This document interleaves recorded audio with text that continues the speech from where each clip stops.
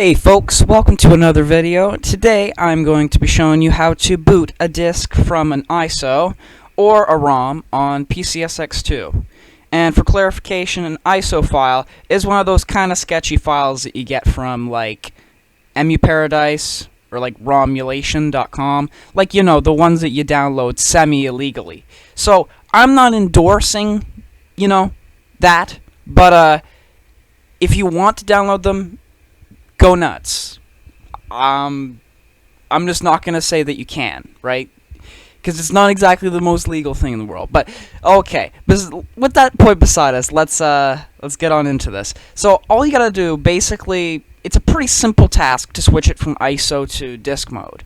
If you have disk mode, then you just kind of put the disk in the cartridge, and then you just select the disk setting in your PCSX2, and then once you have all that configured and stuff, and you have the right driver installed for your disk cartridge, then all you gotta do is literally just run it. It's very simple.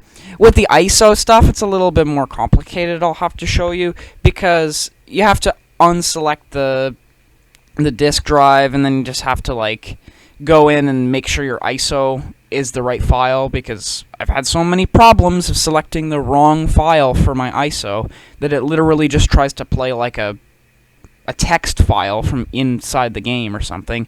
But yeah, with that said, it's kind of easy. Like, this isn't even really a video worthy thing. I mean, unless you got problems with it, because I'm sure there's somebody out there who has problems with, booting a disk on PCSX. But, so here's my settings. Basically, all you gotta do is go in and look at that CDVD section. And if you go beside it, like I am right here, you can look at which ISOs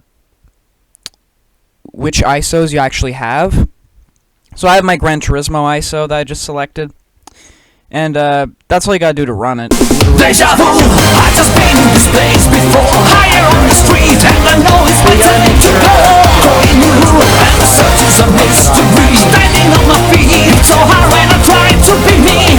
Whoa. Just make sure you don't download sketchy ones. That's my only thing, is the amount of viruses that I have gotten from trying to use Daemon PS2 on my phone and having like sketchy viruses on it. Yeah, it's just not fun. Just don't get viruses. Just have a very good antivirus on your computer, or just don't do it.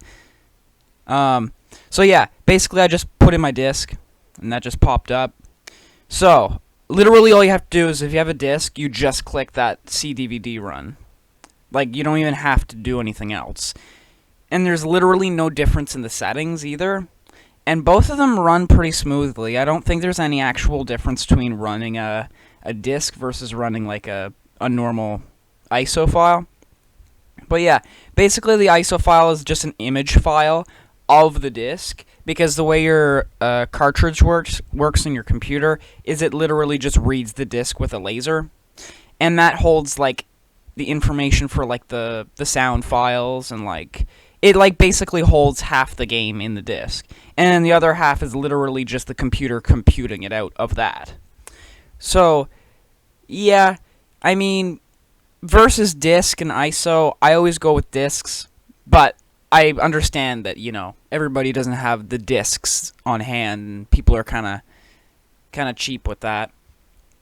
But I don't know. I mean, whatever you want to do, I guess, because it's your computer. Just, yeah, don't download the sketchy ones. That's all I ask. Somehow just get the ISO files from them, like rip them from the disks or something. I don't know. But yeah, that basically sums up my video. It's kind of a simple idea of just booting a disk versus booting an ISO. But I mean, they're basically just two ways of running your games, and want to share how to do it correctly. Because when I first started out, I had no idea how to do any of that, so it was good to like figure it out and all that. And it would have been good if there was somebody that actually explained it properly about how to specifically boot a disk versus an ISO. So I hope this helped. I mean, if you want to subscribe, I would much appreciate that. If you hit that like button, it's free to subscribe. I'm literally giving you free entertainment. And, like, if I get more subscribers, that'll make me more inclined to make more better videos. Because, you know, my videos, like, suck now, don't they? They're just, like, you know, bad. But if you subscribe, it'll give me the motivation to make them great. Thank you. And have a good day.